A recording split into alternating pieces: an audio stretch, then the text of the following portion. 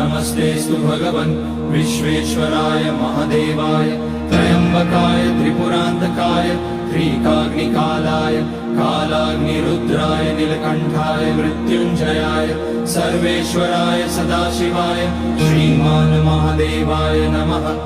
ॐ नमः शम्भवाय च मयोभवाय च नमः शङ्कराय च मयस्कराय च नमः शिवाय च शिवतराय च।